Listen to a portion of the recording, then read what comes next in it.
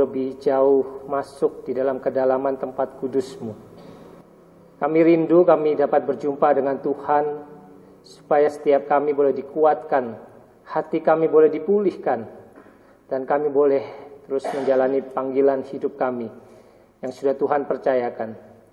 Kiranya Tuhan menolong supaya renungan pada pagi hari ini boleh membawa kami untuk mengerti jalan Tuhan, rencana Tuhan, dan kami boleh semakin memahami siapa Tuhan dan bagaimana Tuhan ada di dalam hidup kami. Terima kasih Tuhan, kiranya Engkau berbicara kepada kami setiap pribadi dan mengarahkan hati dan pikiran kami, meneduhkan kami, supaya kami sungguh dapat memuliakan Tuhan melalui hidup yang kami jalani ini. Terima kasih Tuhan, kami berdoa, menyerahkan renungan pada pagi hari ini di dalam nama Tuhan Yesus Kristus. Amin. Mari bersama-sama kita membaca di dalam Mazmur pasal yang ke-73. Kita membaca dari ayat yang pertama sampai yang ke-28. Sesungguhnya Allah itu baik bagi mereka yang tulus hatinya, bagi mereka yang bersih hatinya. Tetapi aku, sedikit lagi maka kakiku terpeleset, nyaris aku tergelincir. Sebab aku cemburu kepada pembual-pembual, kalau aku melihat kemujuran orang-orang fasik. Sebab kesakitan tidak ada pada mereka, sehat dan gemuk tubuh mereka.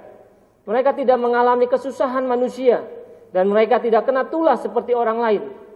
Sebab itu mereka berkalungkan kecongkakan dan berpakaian kekerasan. Karena kegemukan, kesalahan mereka menyolok. Hati mereka meluap-luap dengan sangkaan. Mereka menyindir dan mengata-ngatai dengan jahatnya. Hal pemerasan dibicarakan mereka dengan tinggi hati. Mereka membuka mulut melawan langit, dan lidah mereka membual di bumi. Sebab itu orang-orang berbalik kepada mereka, mendapatkan mereka seperti air yang berlimpah-limpah. Dan mereka berkata, bagaimana Allah tahu hal itu? Adakah pengetahuan pada yang maha tinggi? Sesungguhnya itulah orang-orang fasik. Mereka menambah harta benda dan senang selamanya. Sia-sia sama sekali aku mempertahankan hati yang bersih dan membasuh tanganku tanda tak bersalah. Namun sepanjang hari aku kena tulah dan kena hukum setiap pagi. Seandainya aku mau berkata-kata seperti itu, maka sesungguhnya aku telah berkhianat pada angkatan anak-anakmu. Tetapi ketika aku bermaksud untuk mengetahuinya, hal itu menjadi kesulitan di mataku, sampai aku masuk ke dalam tempat kudus Allah dan memperhatikan kesudahan mereka. Sesungguhnya di tempat-tempat licin kau taruh mereka, kau jatuhkan mereka sehingga hancur. Betapa binasa mereka dalam sekejap mata, lenyap habis oleh karena kedahsyatan. Seperti mimpi pada waktu terbangun, ya Tuhan. Pada waktu terjaga, rupa mereka kau pandang hina. Ketika hatiku merasa pahit dan buah pinggangku menusuk-nusuk rasanya, aku dungu dan tidak mengerti, seperti hewan aku di dekatmu. Tetapi aku tetap di dekatmu. Engkau memegang tangan kananku, dengan nasihatmu engkau menuntun aku, dan kemudian engkau mengangkat aku ke dalam kemuliaan. Siapa gerangan ada padaku di surga selain engkau? Selain engkau tidak ada yang kuingini di bumi. Sekalipun dagingku dan hatiku habis lenyap, gunung batuku dan bagianku tetaplah Allah selama-lamanya. Sebab sesungguhnya siapa yang jauh daripadamu akan binasa. Kau binasakan semua orang yang berzina dengan meninggalkan engkau. Tetapi aku suka dekat pada Allah. Aku menaruh tempat perlindunganku pada Tuhan Allah, supaya dapat menceritakan segala pekerjaannya. Ayat 1 dikatakan, sesungguhnya Allah itu baik bagi mereka yang tulus hatinya, bagi mereka yang bersih hatinya. Ya Bapak Ibu Saudara, sudah 3 hari kita bersama-sama di sini. Kembali kita akan merenungkan Mazmur yang menjadi perenungan kita pada kali ini, Mazmur 73. Ya mungkin teman-teman staff sudah 3 hari ya pada hari yang ke hari ini kita mengingat ada banyak pertanyaan ya 2 hari yang lalu ya. Ada Berman yang bertanya begitu kan ya. Oh, anaknya Mas Johan juga bertanya gitu kan ya, pertanyaan-pertanyaan, mengapa? Jawabannya gampang gitu, kata Mas Johan ya. Oh ya terserah Allah gitu ya. Karena saya juga pernah bertanya saudara ya, mengapa sih saya kok lahirnya belakangan gitu kan ya, kok nggak duluan gitu ya. Saya jawabnya juga dengan gampang, itu sudah ketetapan dan kedaulatan Allah gitu kan ya.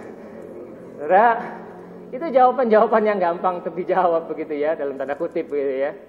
Tapi ada pertanyaan yang cukup sulit untuk dijawab.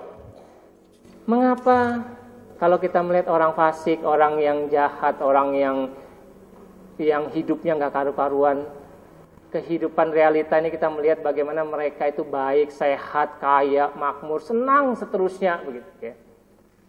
Kita bertanya, kenapa kok saya yang sudah begitu rupa melayani, bekerja keras dan jujur, berintegritas dan sebagainya, tapi kenapa hidup saya tetap begini-begini saja? Hidup saya kok tetap malah mengalami kesulitan, pergumulan, penderitaan dan sebagainya. Kita bertanya ya. Nah, Bapak Ibu Saudara, ini yang pertanyaan yang ditanyakan juga oleh pemazmur. Dia bertanya, mengapa Tuhan ketika melihat realita di dalam konteks zamannya, melihat orang fasik yang begitu rupa hidupnya dengan senang dan kaya dan sebagainya, sehat, tetapi kemudian dia membandingkan hidupnya yang begitu rupa penuh dengan pergumulan, penderitaan, padahal dia sudah begitu setia mengikut Tuhan, mencari Tuhan dan hidup mempertahankan kehidupannya di hadapan Tuhan. Tapi mengapa?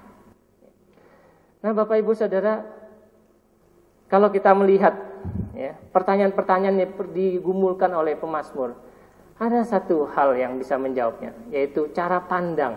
Ya. Itu sebabnya Bapak Ibu Saudara saya memberikan judul pada pagi hari ini, cara pandang yang memerdekakan. Ya.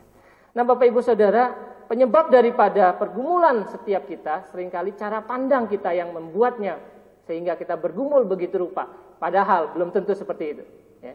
Pemazmur terjebak di dalam pergumulan cara pandangnya di awal, kemudian masuk kepada akhir baru dia menemukan bagaimana dia melihat segala sesuatunya di balik kacamata Allah. Saudara, di tengah-tengah pergumulannya kalau kita melihat ada satu yang menarik. Pemazmur memberikan satu kesimpulan di dalam ayat yang pertama, dikatakan sesungguhnya Allah itu baik bagi mereka yang tulus hatinya, bagi mereka yang bersih hatinya. Ini sebuah kesimpulan yang menunjukkan kepada keyakinan pemazmur kepada Allah, kepada bagaimana Allah itu sesungguhnya. Pemazmur mengatakan sesungguhnya Allah itu baik. Pemazmur setelah mengalami pengalaman-pengalaman pergumulan di dalam dia melihat realita dan kemudian sampai kepada dia masuk ke dalam tempat kudus Allah, maka dia mengambil satu kesimpulan, Allah itu baik. Nah, sebenarnya Bapak Ibu Saudara, kalau kita pahami ayat 1 ini menjadi awal daripada Mazmur daripada 73, tetapi juga kemudian menjadi akhir daripada Mazmur ini. Jadi kalau kita baca sebenarnya ayat 1 kemudian seterusnya sampai ayat 1 kembali. Karena memang ayat 1 ini menjadi satu kesimpulan setelah pemazmur mengalami pergumulan begitu rupa, dia menyimpulkan. Di awal dia sudah menyimpulkan supaya apa? Pembaca tidak menyalah tafsirkan pergumulan dia. Dia sesegera mungkin. Jadi kalau dosen saya pernah bilang, buru-buru ditulis bahwa Allah itu baik. Nah, ini menjadi satu kesimpulan yang perlu kita pegang bersama. Nah, Bapak Ibu Saudara, mari kita melihat bagaimana pemazmur bergerak daripada pergumulan spiritualitasnya di hadapan Allah. Saudara, kalau kita melihat di awal pergumulannya, kita menemukan bahwa pemazmur memakai cara pandangnya sendiri, atau kita bisa sebut cara pandang manusia, untuk melihat realita hidupnya.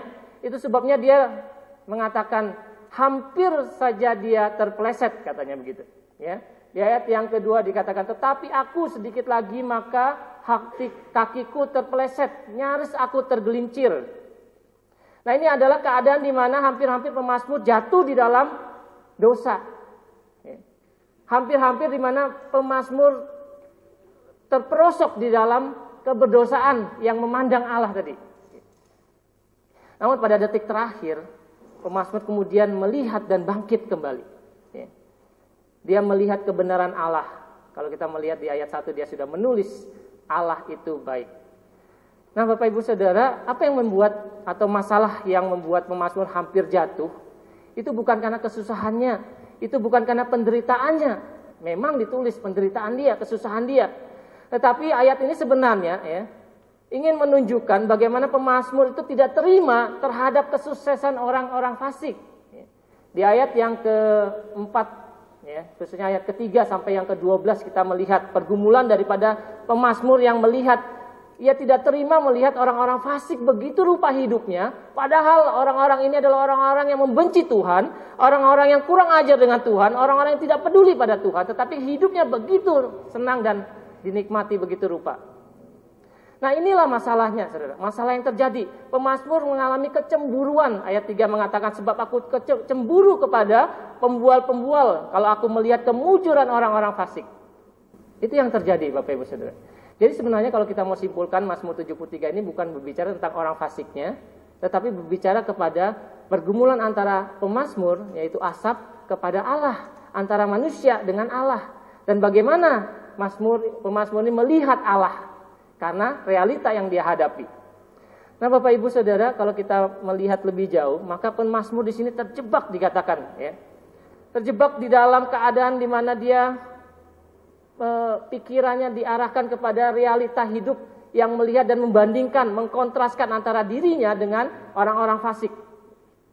Itu yang membuat dia tidak terima. Pemazmur dicobai pikirannya tentang Allah yang memperlakukan, ya, manusia benar seolah-olah tidak adil, gitu, ya. Padahal orang-orang yang tidak benar ini adalah orang-orang yang harusnya diperlakukan sedemikian rupa, tetapi toh dibiarkan saja. Jadi dengan kata lain pemazmur mengatakan bisa jadi begini, Allah kok diam saja, begitu, ya. Nah, saudara, Bapak Ibu, mari kita melihat, ya, mari kita melihat perbandingan daripada pergumulan pemazmur yang mengkontraskan antara orang fasik dan orang benar dirinya. Di dalam ayat 12, di situ dikatakan,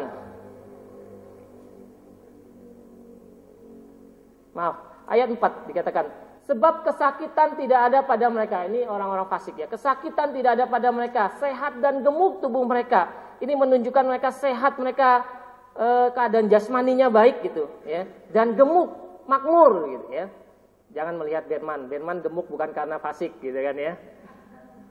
Tapi di sini menunjukkan pemazmur melihat ini orang-orang yang makmur, gitu, ya. Orang-orang yang sehat, padahal mereka hidupnya di hadapan Tuhan itu jelas-jelas penuh dengan dosa, gitu, ya. Dan dikatakan lagi, ya, mereka tidak mengalami kesusahan manusia, itu bahagia terus, gitu, ya. Dan mereka tidak kena tulah seperti orang lain. Artinya mungkin ini sakit penyakit tidak dialami oleh mereka. Kemudian dikatakan lagi apa? Sebab ayat 6, itu mereka berkalungkan kencokakan dan berpakaian kekerasan. Mereka sombong, mereka katanya berpakaian kekerasan. Menurut salah satu tafsiran dikatakan mereka menjadi kaya karena mereka menindas dan memperlakukan orang-orang tidak wajar. Itu yang membuat mereka akhirnya begitu rupa. Dan kemudian dikatakan lagi, karena kegemukan kesalahan mereka menyolok. Sudah ketahuan begitu, sudah tahu mereka salah begitu, ya. Hati mereka meluap-luap dengan sangkaan. Dan kemudian dikatakan mereka menyindir dan mengata-ngatai dengan jahatnya. Hal pemerasan dibicarakan mereka dengan tinggi hati. Ini kesombongan, saudara. Kesombongan orang berdosa yang sombong, gitu, menyombongkan keberdosaannya, ya. Dan lebih jauh, Bapak Ibu Saudari, katakan apa? Mereka membuka mulut mereka melawan langit dan lidah mereka membual di bumi. Perhatikan ini. Ini adalah tanda perlawanan kepada Allah, tanda ketidakpercayaan kepada Allah, tanda yang menolak, menyerah atau berserah kepada Allah. Luar biasa, ya Bapak Ibu Saudara, ini keberdosaan orang fasik, ya. Sebab itu orang-orang berbalik kepada mereka, ayat 10, mendapatkan mereka seperti air yang berlimpah-limpah. Mereka orang-orang berdosa, mereka orang-orang yang jauh dari Tuhan, tetapi mereka menjadi populer, mereka jadi disenangi oleh orang banyak, mereka diikuti orang banyak, gitu katanya, ya. Dan mereka berkata, bagaimana Allah tahu hal itu? Adakah pengetahuan pada yang maha tinggi? Ini arogan sekali kehidupan orang fasik ini, ya. Satu kehidupan yang merasa bahwa dirinya benar sendiri dan Allah tidak tahu apa-apa. Bukan ini kesombongan yang luar biasa yang dilakukan, yang ada di dalam diri orang-orang fasik. Sesungguhnya itulah orang-orang fasik. Mereka menambah harta benda dan senang selamanya. Karena kalau kita melihat orang-orang seperti ini, betapa jengkelnya kita, kan, ya. Orang-orang seperti ini tidak dihukum, orang-orang seperti ini dibiarkan, gitu, seolah-olah, ya. Nah, saudara, kemudian ayat 13 pemazmur bergerak. Ketika dia melihat orang-orang fasik, dia membandingkannya dengan dirinya sendiri, begitu. Ayat 13 kemudian dia mengatakan apa? Sia-sia sama sekali aku mempertahankan hati yang bersih dan membasuh tanganku tanda tak bersalah. Mempertahankan hati yang bersih. Ini hati merupakan pusat dari kehidupan yang dipertahankan bersih, yang dijaga terus hidupnya di hadapan Tuhan, yang diarahkan terus hidupnya kepada Tuhan, yang dibawa terus hidupnya kepada Tuhan. Dikatakan hati yang bersih, ya. Dan juga apa? Membasuh tangan. Artinya bagaimana pemazmur ini mempertahankan tingkah lakunya juga. Jadi dia mencoba untuk membawa dirinya sebagai pemazmur, sebagai orang-orang yang sungguh-sungguh berintegritas di hadapan Tuhan, sungguh-sungguh hidup benar di hadapan Tuhan, sungguh-sungguh orang yang mencari Tuhan. Ini keberadaan pemazmur, ini pemazmur, ya. Tetapi apa yang terjadi? Dikatakan namun sepanjang hari aku kena tulah dan kena hukum setiap pagi. Dan salah satu komentar juga mengatakan bahwa kemungkinan pemazmur mengalami sakit penyakit, pergumulan dalam keluarga dan sebagainya. Tidak dijelaskan dengan gamblang memang. Tetapi ada pergumulan, penderitaan yang dialami oleh pemazmur. Ada satu kesulitan yang dialami oleh pemazmur. Ada satu keadaan di mana dia merasa ini nggak adil ini. Orang-orang yang begitu rupa menjauh dari Tuhan dan berdosa di hadapan Tuhan, tetapi hidupnya tidak seperti saya. Hidupnya begitu rupa menyenangkan, tetapi saya yang hidup dekat dengan Tuhan, hidup yang terus mencari Tuhan, yang berusaha hidup kudus dan benar di hadapan Tuhan, tetapi saya penuh dengan penderitaan, penuh dengan kesulitan. Dan bisa jadi ini dikatakan kena hukum setiap pagi, ada didikan, ada disiplin yang dari Tuhan. Nah saudara, ini pertanyaan dan pergumulan daripada pemazmur. Mengapa? Mengapa ya Tuhan? Satu pertanyaan yang mungkin tidak asing bagi kita kan ya, yang sering kita juga tanyakan, mengapa? Nah kalau kita simpulkan saudara, ya, Yohanes Chandrawasesa mengatakan bahwa pemazmur menyimpulkan orang fasik ini hanya tahu menambah harta yang terus-menerus menambahnya, dan orang fasik hanya menikmati kesenangan, kepopuleran di masyarakat, di mata masyarakat, ya. Sedangkan ketika pemazmur memandang dirinya, ia melihat dirinya sebagai seorang yang sangat serius mengasihi Tuhan dan mencari kebenarannya. Namun pemazmur melihat hal yang kontras. Hidup orang fasik itu berarti sukses, gitu kan ya, kaya, lancar, sehat. Sedangkan hidup yang orang yang taat, saleh, tidak selalu lancar, tidak selalu taat dan tidak kaya. Ini satu perbandingan yang sangat kontras, yang sesuatu yang betul-betul mengganggu pikiran, kehidupan daripada pemazmur. Nah saudara, kalau kita menyelidiki lebih jauh latar belakang daripada siapa pemazmur, maka kita menemukan di dalam 1 Tawarik pasal 15, pasal 16 di situ, ya, mungkin dari pasal 14 juga kita bisa melihat, pemazmur adalah seorang imam keturunan Lewi yang diangkat oleh Daud untuk menjadi pemimpin pujian, ya, di dalam bait Allah. Ya. Seorang yang hidupnya harus dijaga dalam kekudusan, ya, seorang yang mempertahankan integritasnya karena dia seorang pemimpin daripada umat, ya, seorang imam yang membawa umat kepada puji-pujian. Ya. Tapi saudara, kemudian kalau kita lihat, ia mengalami kekecewaan, kegetiran, dan pahit hati terhadap Tuhan karena ia melihat realitas hidup yang sangat berbeda dan kontras, ya, dengan pikirannya yang selama ini. Saudara, di dalam Imamat pasal 26 ayat 3 ayat 4, juga Ulangan 28 ayat 21, yang saya sangat yakin pemazmur sangat begitu fasih di dalam bagian itu, bahwa ada kutuk terhadap orang yang jahat di hadapan Tuhan dan ada berkat terhadap orang yang setia dan taat kepada Tuhan. Ayat-ayat itu berbicara kepada bagian itu. Dan inilah yang menjadi konsep daripada pikiran daripada pemazmur, yang membandingkan, loh, katanya Tuhan memberkati setiap orang yang taat, tapi kenyataannya begini. Katanya Tuhan menghukum orang-orang yang jahat, tapi kenapa kenyataannya begini? Nah saudara, kalau kita melihat bagaimana pemazmur mempertahankan hidupnya, ya, dan mempertahankan kelakuannya, tingkah lakunya, maka menjadi ironis memang, ya. Kemudian dia mempertanyakan mengapa Tuhan, dan meragukan kenapa Tuhan. Padahal dia adalah seorang pemimpin pujian yang membawa jemaat untuk memuji Allah, tetapi kemudian dia sendiri meragukan Allah. Dia mengatakan, sia-sia sama sekali aku mempertahankan hati yang bersih. Saudara, saya yakin selama ia menjadi imam, ia betul-betul berusaha menjaga hidupnya di hadapan Tuhan. Ia pasti berusaha konsisten. Ia pasti berusaha untuk mempertahankan supaya tidak kedapatan celak sama sekali di hadapan Tuhan dan di hadapan manusia. Tetapi ia kemudian berkata, sia-sia. Dan saudara, apa yang menyebabkan bagian ini bisa terjadi? Kenapa pemazmur begitu bergumul dengan ini? Apa yang menjadi pemikirannya? Saudara, pemazmur marah, kecewa pada Tuhan, dan ia pahit hati, kalau kita mau mengistilahkannya, pahit hati pada Tuhan. Karena ia terjebak di dalam pikirannya, cara pandangnya sebagai manusia yang melihat realita yang ada. Cara pandang yang membuat dia berpikir dan meragukan Allah. Nah, Bapak Ibu Saudara, ini yang menjadi pergumulan di awal daripada pemazmur. Saya berhenti sejenak, mari kita merenungkan kita di hadapan Tuhan dan bagaimana kita selama ini. Berapa banyak dari kita yang mungkin selalu membandingkan diri dengan orang lain, dengan kenyataan, dengan realita, gitu ya. Berapa banyak dari kita yang mungkin berpikir, yang terjebak dalam pikiran, kenapa ini terjadi? Kenapa saya sulit? Kenapa saya begini? Kenapa saya begitu? Saudara, ini jebakan-jebakan pikiran ya, yang membawa kita akhirnya orientasinya ada di dalam masalah, bukan kepada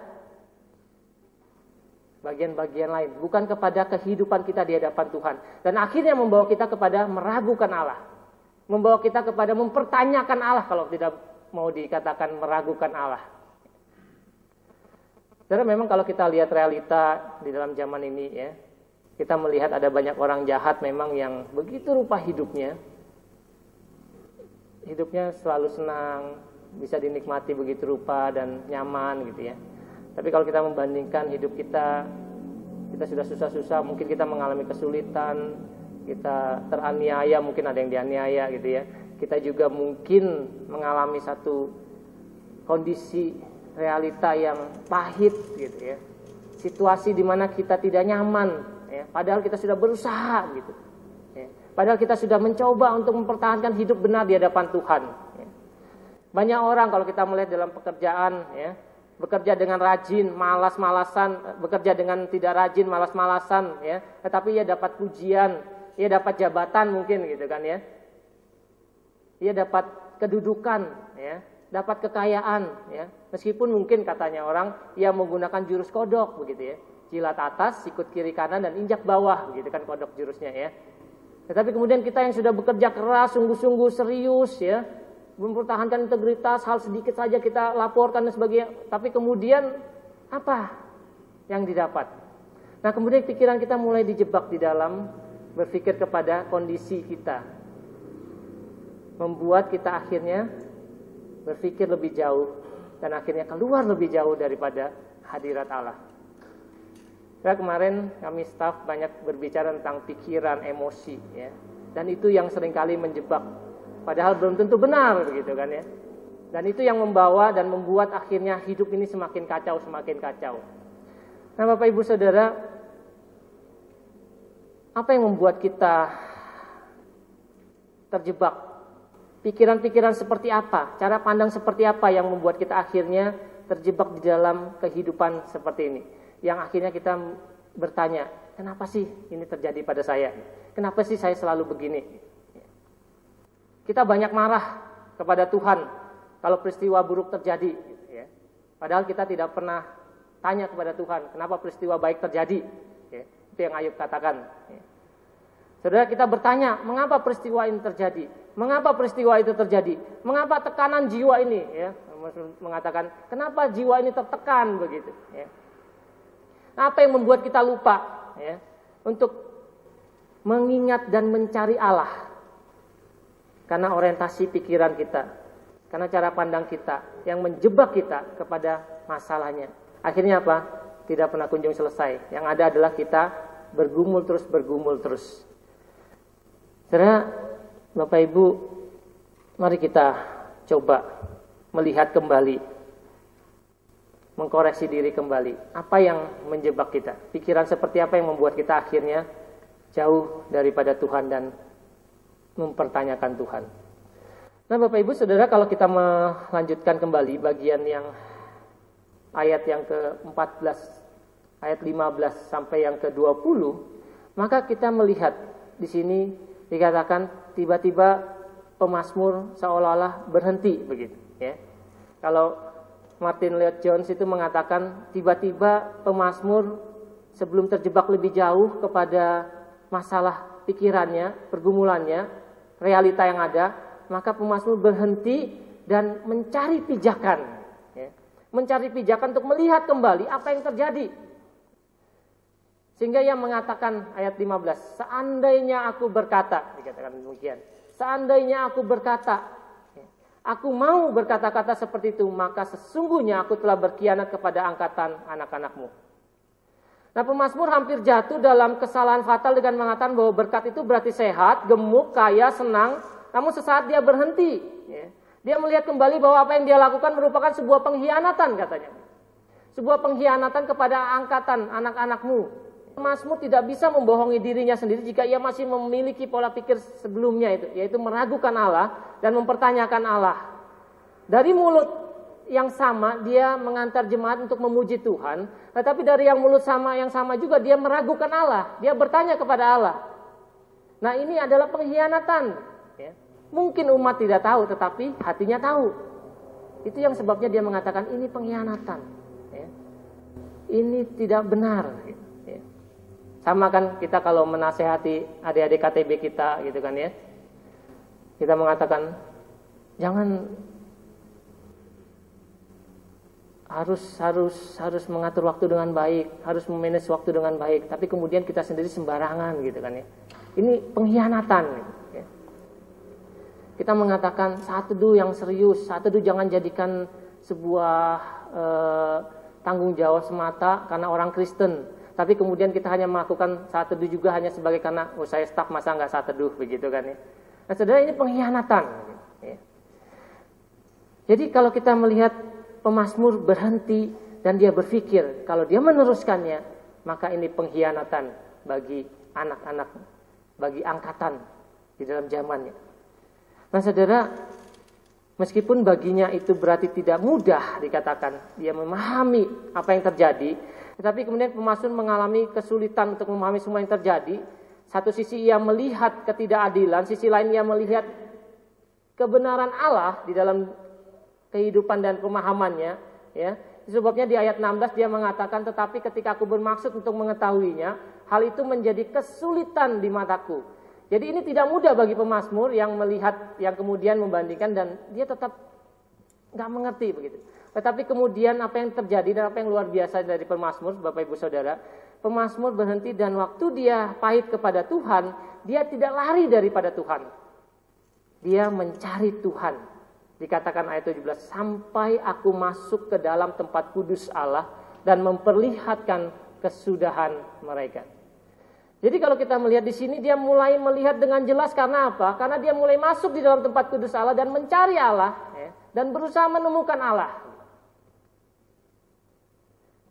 Pemazmur tidak terjebak terus di dalam ketidakmengertian dia, ketidakpahaman dia, tapi kemudian dia masuk untuk melihat lebih jauh apa maksud Allah. Dia mencari Allah.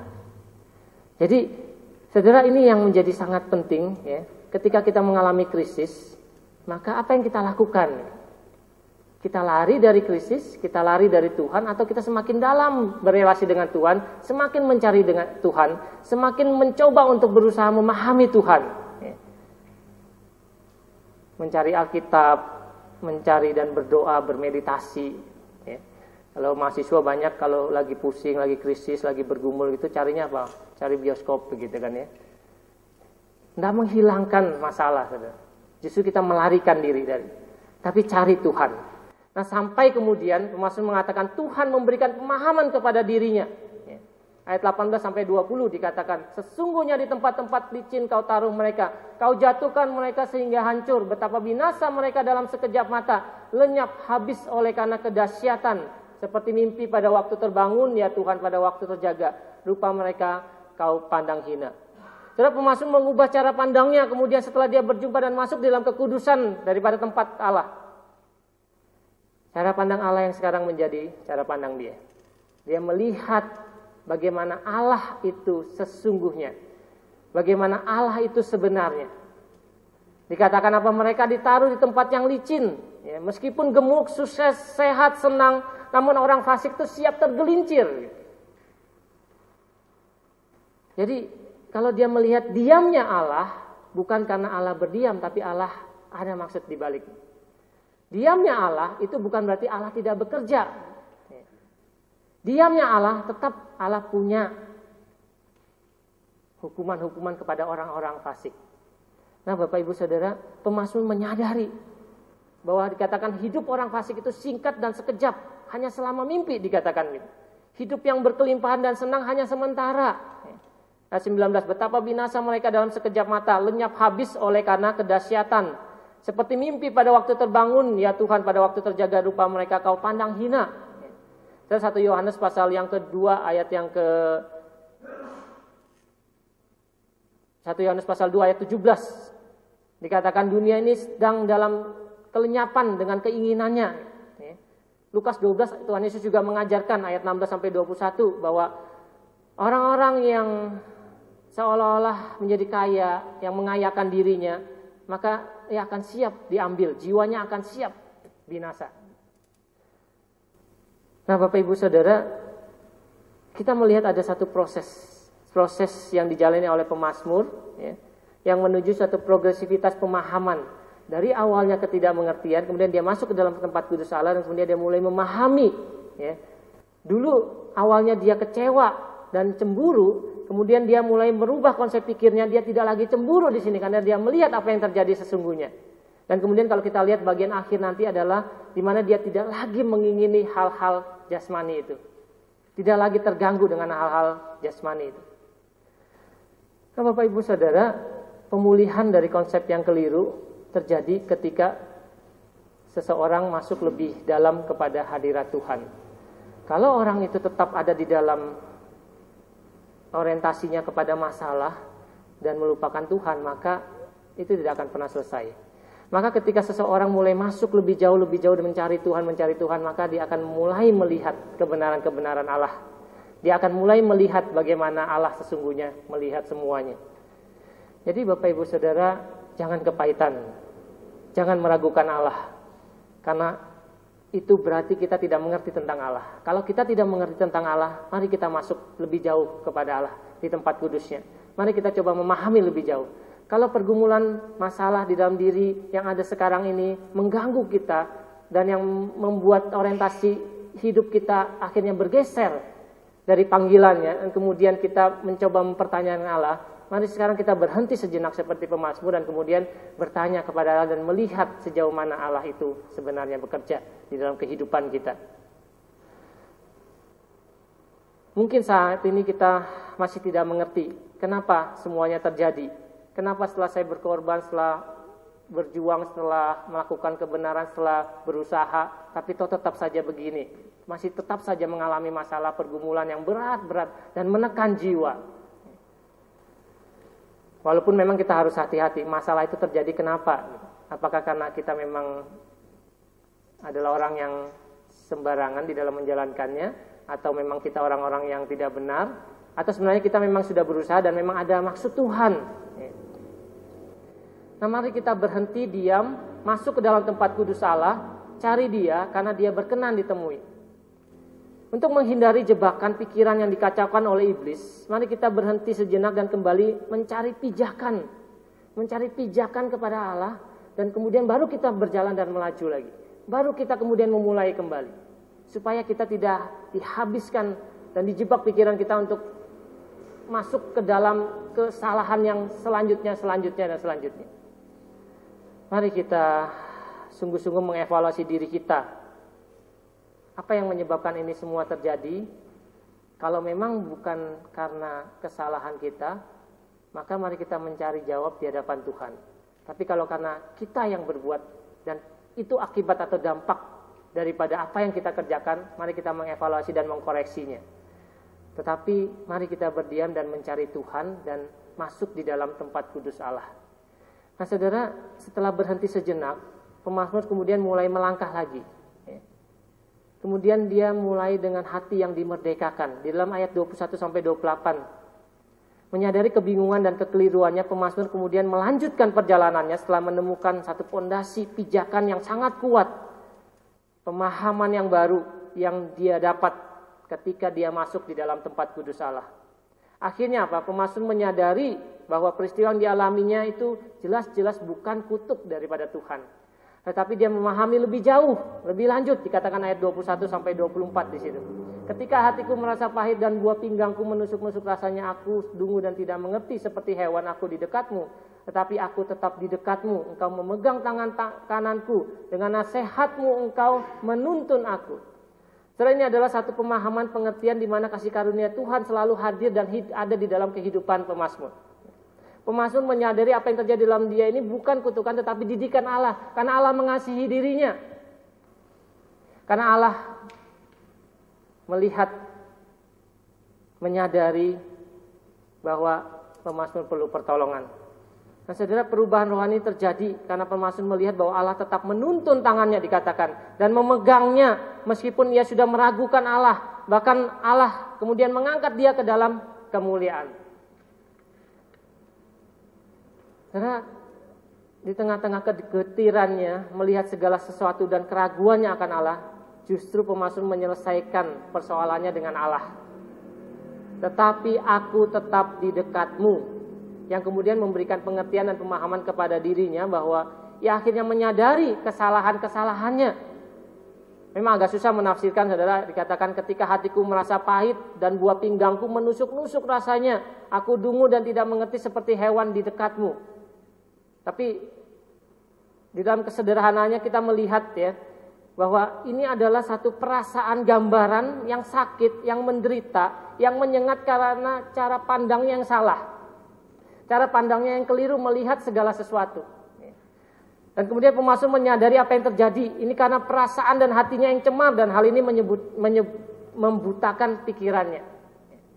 Nah, Martin Lloyd-Jones sekali lagi memberikan satu ulasan dalam bagian ini bahwa ini karena kesakitan ini itu karena atau ada satu progresivitas penderitaan yang dialami pemazmur yang karena dia memakai cara pandang yang salah ini. Nah kemudian dikatakan seperti hewan, ya, seperti hewan. Itu dikatakan dengan kata lain seperti orang yang tidak berpikir logis, gitu. Bertindak berdasarkan naluri dan otomatis layaknya seekor hewan. Hanya mau yang enak dan tidak mau menderita. Lambat bersyukur tetapi tidak melihat ketertindasan sebagai jalan baik untuk belajar ketetapan. Jadi kalau hewan itu saudara berjalan atau menjalani kehidupan itu berdasarkan naluri saja, gitu. Bertindak berdasarkan naluri bukan logikanya. Jadi otomatis respon-respon itu otomatis gitu. Nah inilah seorang pemazmur yang menyamakan dirinya seperti hewan kalau dia seperti itu ya. Satu tindakan yang otomatis yang tanpa nalar gitu. Naluri saja yang berlaku. Ini satu kesalahan yang betul-betul akhirnya menyebabkan ya, kalau kita bandingkan sekarang emosian, respon-respon yang meledak-ledak dan sebagainya begitu ya. Itu sesuatu yang dikatakan tanpa nalar gitu. Naluri aja yang bergerak ketika meresponi segala sesuatu. Ya. Nah, saudara bersyukur di tengah-tengah pergumulan pemazmur merasakan begitu kuatnya anugerah Tuhan, karunia Tuhan yang senantiasa menuntunnya, mengarahkan jalannya melalui kebenaran-kebenaran firman-Nya dikatakan ya. Bagaimana kemudian pemazmur keluar daripada persoalannya. Yang kemudian pemazmur sampai kepada sebuah kesimpulan. Saya perhatikan di dalam ayat yang ke-25 dikatakan, siapa gerangan ada padaku di sorga selain engkau? Sekalipun dagingku dan hatiku habis lenyap, gunung batuku dan bagianku tetaplah Allah selama-lamanya. Dan ini keyakinan daripada pemazmur yang kemudian melihat bahwa selain Tuhan tidak ada artinya semua itu. Walaupun dikatakan dia habis lenyap ya, daging dan hatinya, artinya nyawanya mungkin gitu ya. Bagaimana kalau Martin Lloyd-Jones itu menuliskan walaupun dia berhadapan dengan kematian, ini bukan akhir tetapi awal daripada kekekalan dengan Allah gitu, ya. Jadi itu yang terpenting bagi pemazmur. Itu yang menjadi orientasinya sekarang, melihat di dalam segala keadaan karena dia masuk dalam tempat kudus Allah. Dan meskipun menderita, ia sudah tidak lagi iri dengan keadaan orang fasik. Dalam krisis, pemazmur mendekatkan diri pada Tuhan dan ia bukan saja keluar daripada krisis, melainkan ia mengalami satu pertumbuhan rohani yang progresif. Ia melihat lebih jauh dan sampai ia bisa mengatakan, meskipun hatiku dan dagingku habis lenyap, hanya Allah. Nah, saudara, ini sesuatu yang sangat luar biasa daripada kehidupan spiritualitas daripada pemazmur. Pemazmur mampu mengungkapkan satu ungkapan yang sangat dalam bagi seseorang yang mulanya pahit hati, mulanya kecewa pada Tuhan, tapi kemudian berubah kepada keseriusannya untuk mencari Tuhan dan bertemu Tuhan, keseriusannya untuk dan mengandalkan seluruh hidupnya ini hanya Tuhan. Karena pusat daripada pemazmur sekarang bukan lagi yang lain, bukan lagi dirinya, bukan lagi orientasinya kepada orang fasik, bukan lagi kepada realita, tetapi kepada Allah, yang membuatnya semakin dekat pada Allah. Dan kemudian di sini spiritualitasnya diperbaharui, cara pandangnya diperbaharui. Kalau awalnya pemazmur cemburu pada orang fasik dan membuatnya jatuh, maka sekarang pemazmur menemukan kepuasan di dalam Allah. Pemazmur kemudian berhenti dan kemudian mampu berbuat segala sesuatu hanya Allah, dikatakan. Dan yang dilakukannya hanya tersungkur kepada Allah. Nah, Bapak Ibu Saudara sekalian, waktu kita berhenti dan berpijak, maka kita akan mampu kembali melanjutkan perjalanan rohani kita bersama Allah. Tapi sebaliknya waktu kita menjadi seperti hewan, maka naluri kita yang bekerja dan semakin dalam kita akan semakin terperosok, semakin jauh kita akan semakin berdosa di hadapan Tuhan. Maka saudara, apa yang kita kerjakan tidak akan lebih baik lagi nanti. Tapi ketika kita bertemu dengan Tuhan dan memahami jalan Tuhan, maka kita akan bisa dibangkitkan, dipulihkan. Dan kita akan mampu berkata, sekalipun hatiku dan dagingku habis lenyap. Saudara, yang kita pedulikan hanya kalau Allah itu tidak ada lagi di hadapan kita. Kalau Allah itu tidak lagi berkenan di hadapan kita. Saudara, mari kita coba berhenti dan kembali merenungkan apa yang mengganggu pikiran kita. Sekali lagi Bapak Ibu Saudara, kalau memang kita sudah benar di hadapan Tuhan, murni di hadapan Tuhan, mari kita melihat apa rencana Tuhan. Tetapi memang kalau Tuhan membukakan bahwa kita harus dikoreksi, maka mari kita mengoreksi diri dan membenahi diri. Supaya apa? Kita betul-betul merasakan kehadiran Tuhan. Supaya kita betul-betul ketika diperhadapkan dengan berbagai macam realita, kita tetap ada di dalam Tuhan dan kita tetap mengerjakan panggilan hidup kita yang sudah Tuhan percayakan. Saudara, jangan tanyakan mengapa ini terjadi, mengapa itu terjadi. Tetapi lihatlah dengan cara pandang Allah. Maka hati kita akan dimerdekakan seperti pemazmur yang kemudian dia bisa bergerak, dimerdekakan hatinya. Dan kemudian dia bisa melihat segala sesuatunya dengan sukacita, dengan cara pandang Allah. Dan mari kita melangkah. Kalau kemarin Kais mengingatkan kita untuk melihat masa depan. Masa kini menjadi koreksi kita, masa lalu menjadi evaluasi kita. Sekarang mari kita melihat masa depan. Bagaimana kita mengerjakan panggilan Allah di masa depan. Kemudian bagaimana kita mempersiapkan diri untuk masa sekarang. Untuk mengerjakan panggilan Allah tersebut. Jangan akhirnya kita terfokus dengan pikiran-pikiran kita yang dikacaukan. Tetapi mari kita membawanya kepada Allah. Siap terbuka dan dikoreksi. Siap diubahkan. Siap dipulihkan. Dan mari kita masuk dan sampai seperti pemazmur mengatakan, sungguh Allah itu baik. Allah baik bukan karena ia memberi kesehatan, ia memberi kesenangan, ia memberi pengharapan, walaupun memang itu menjadi bagian daripada berkat Tuhan. Tetapi kita bisa mengatakan Allah baik karena ia menuntun, mengarahkan, selalu memegang dan selalu memberikan satu sukacita. Itu sebabnya saudara, Mari kita seperti pemazmur, merindukan air, yang merasa jiwanya haus, yang terus berusaha mencari Tuhan, yang merindukan air di tengah-tengah kekeringan yang ada.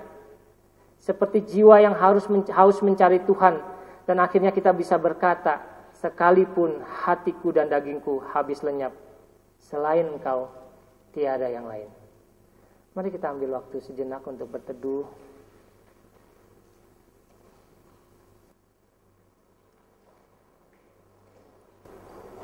Mungkin banyak hal yang kita tidak mengerti, tidak pahami, tetapi mari kita diam di hadapan Tuhan. Mari kita mencari Tuhan. Mari kita masuk ke dalam tempat kudus-Nya, siap dikoreksi Tuhan, siap diubahkan, dan juga kita siap diperbaharui.